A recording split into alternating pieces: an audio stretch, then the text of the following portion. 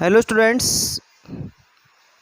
Twelfth commerce business studies में जो हमारा टॉपिक चल रहा है वो चल रहा है प्रिंसिपल्स ऑफ मैनेजमेंट का।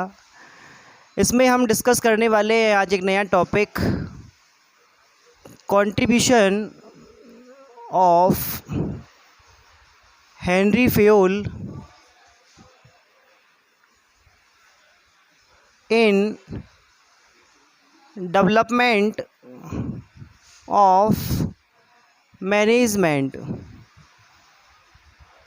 आज की क्लास में हम डिस्कस करने वाले हैं कि मैनेजमेंट के अंदर जो हेनरी फेयोल है उसने अपना क्या कंट्रीब्यूशन दिया है। तो एक मैं आपको पढ़ा चुका हूँ कि हमने बात की थी हेनरी फेयोल से डेवलप जो 14 प्रिंसिपल्स हमने डिस्कस किए हैं लास्ट क्लास तक, वो आपके हेनरी फेयोल का सबसे इम्पॉर्टेंट क्या है, कंट्रीब्यूशन है।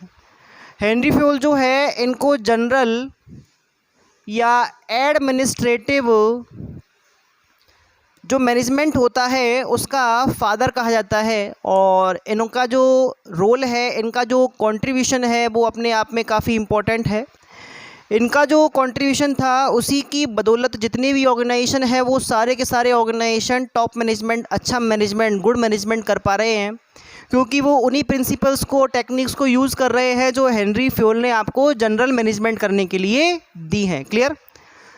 इनका हम अगर थोड़ा सा इंट्रोडक्शन लें तो हेनरी फेयोल जो है इनका जन्म हुआ था 1841 में, और ये एक फ्रेंच माइनिंग इंजीनियर थे। फ्रेंच माइनिंग इंजीनियर थे। माइनिंग इंजीनियर रहते हुए इन्होंने एक कंपनी में काम किया था, और वो भी आपकी फ्रेंच कंपनी थी। कंपनी का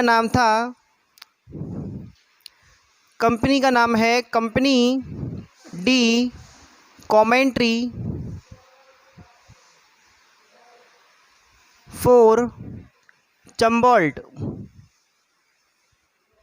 ये जो आपकी कंपनी है, इसी कंपनी में इन्होंने 30 इयर्स तक काम किया था, 30 सालों तक काम किया था, और इन्होंने काम किया है मैनेजमेंट के टॉप पोस्ट पे। तो इन्होंने कंप्लीट ऑर्गेनाइजेशन के जो फुल मैनेजमेंट है उसको समझा है, उसकी प्रॉब्लम्स को फेस किया है और उनके सॉल्यूशंस दिए हैं। और इसीलिए इसी वजह से जो इनके मैनेजरल प्रिंसिपल्स हैं वो सभी ऑर्गेनाइजेशंस में एप्लीकेबल होने के लायक हैं। क्लियर? तो वो चीज़ आपकी यहाँ पे है। इसके अलावा इन्होंने जो बुक लिखी थी, बुक का नाम था एडमिनिस्ट्रेशन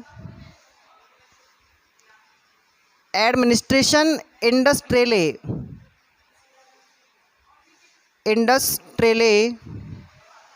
के एट जनरले। इनकी जो बुक है ये भी फ्रेंच लैंग्वेज में है, और ये जो बुक है इसका जो काम ख़त्म हुआ था छपने का, मतलब सबसे पहले जब ये बुक पब्लिश हुई थी वो हुई थी फ्रेंच लैंग्वेज में कब, 1916 के अंदर। एडमिनिस्ट्रेशन इंडस्ट्रियल के एट जनरल, ये एक फ्रेंच लैंग्वेज में थी। एक्चुअल में फ्रेंच लैंग्वेज में होने की वजह से जो इसका एक तरह से पॉपुलैरिटी है वो ज़्यादा नहीं हो पाई थी, तो इसका 1929 में क्या किया गया था, इंग्लिश ट्रांसलेशन किया गया था। और इंग्लिश ट्रांसलेशन करने के बाद फिर ये गवर्नमेंट ने क्या किया, पास की तरह तरह की अलग अलग कंट्रीज़ में मैनेजरियल प्रिंसिपल्स को समझने पढ़ने के लिए। लेकिन फिर भी इसका जो सेल है, इसका जो यूज़ है वो यूरोपियन कंट्रीज़ में रेस्ट्रिक्टेड ही रहा। तो 1949 में वापस इसका जो है ट्रांसलेशन किया गया, और फिर उसके बाद ये कंप्लीट पूरे वर्ल्ड के लिए मैनेजरियल ट्रेनिंग देने के लिए, मैनेजरियल गाइडेंस देने के लिए मिली। क्लियर? तो इन्होंने क्या किया है, हेनरी फेयोल का जो कंट्रीब्यूशन है वो अपने आप में काफ़ी बड़ा है।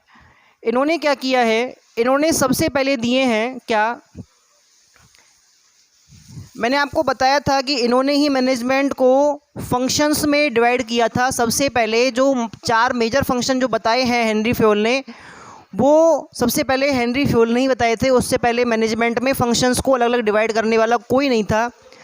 यहाँ पर सबसे पहले हम जो हेनरी फेयोल का कंट्रीब्यूशन है उसमें हम पढ़ रहे हैं क्या, कि हेनरी फेयोल ने क्या किया था कि जो एक इंडस्ट्रियल जो ऑर्गेनाइजेशन होता है उसकी एक्टिविटीज़ को 6 पार्ट्स में डिवाइड किया है। और वो 6 पार्ट्स कौन कौन से हैं, parts of industrial institute according to Henry Fayol. Henry Fayol ने आपके जो इंडस्ट्री है उसके एक्टिविटीज़ को 6 पार्ट्स में डिवाइड किया है, जिसमें हमारी जो एक्टिविटीज़ हैं उनमें है नंबर फर्स्ट पे है फाइनेंशियल, इसके अलावा है टेक्निकल, इसके अलावा है कॉमर्शियल, इसके अलावा है सिक्योरिटी, इसके अलावा है मैनेजमेंट और लास्ट है अकाउंटिंग। तो ये जो आपकी एक्टिविटीज़ हैं इनको डिवाइड किया है, मतलब उन्होंने माना कि एक इंडस्ट्री में आपके 6 टाइप्स के क्या होते हैं, डिपार्टमेंट्स होते हैं और उन्हीं के द्वारा मैनेजमेंट किया जाता है। तो उन्होंने बताया है कि भाई आपका जो ऑर्गेनाइजेशन होता है उसके अंदर वित्तीय, तकनीकी, वाणिज्यिक और सुरक्षा, प्रबंध, लेखांकन, ये 6 कार्य होते हैं। वित्तीय तकनीकी के अंदर या वित्तीय मैनेजमेंट के अंदर, फाइनेंशियल मैनेजमेंट के अंदर क्या काम होगा, फाइनेंस रिलेटेड काम होंगे, जैसे कि आपके फाइनेंस की रिक्वायरमेंट को जानना कि आपको कितनी रिक्वायरमेंट है, उसके हिसाब से वो सोर्सेज हमको डिस्कवर करने हैं, खोजने हैं, जिनसे हमको ये इजीली मिल सकता है। फिर जब वो मिल जाएगा हम ढूंढ लेंगे, हम ले लेंगे, उसके बाद उसको हमें ऑप्टिमम यूटिलाइजेशन करना है, उसके लिए बजट्स वगैरह बनेंगे, प्लानिंग होगी। तो ये सारा काम किसका होता है, फाइनेंशियल मैनेजमेंट का होता है।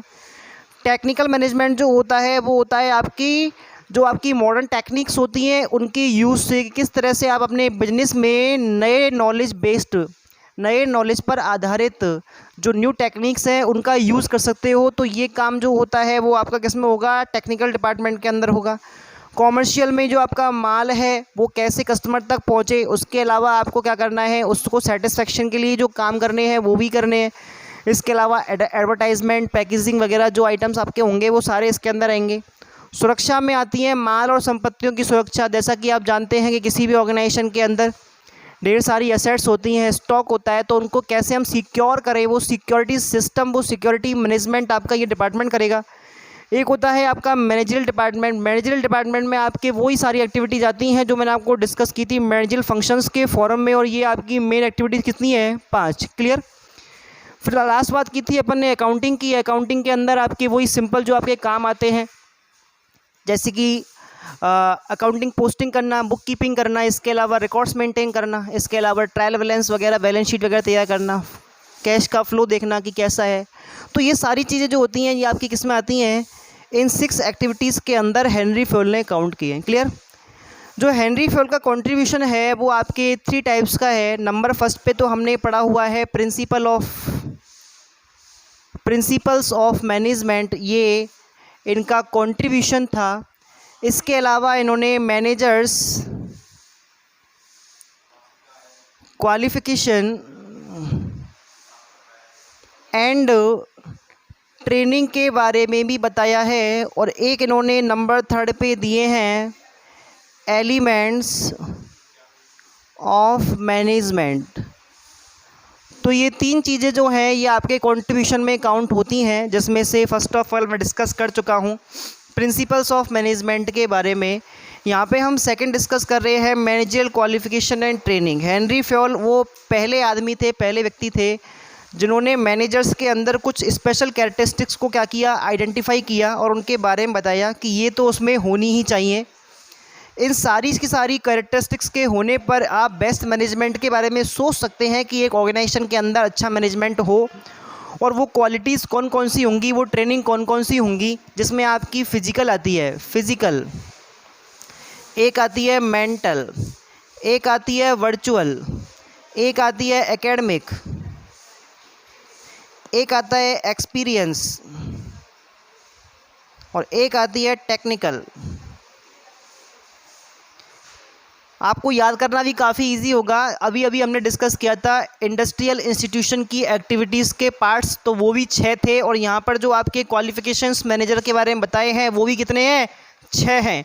तो इसमें आपकी जो क्वालिटीज़ आती हैं एक मैनेजर के अंदर वो आती हैं ये physical, mental, virtual, academic, technical and experience and technical. Clear.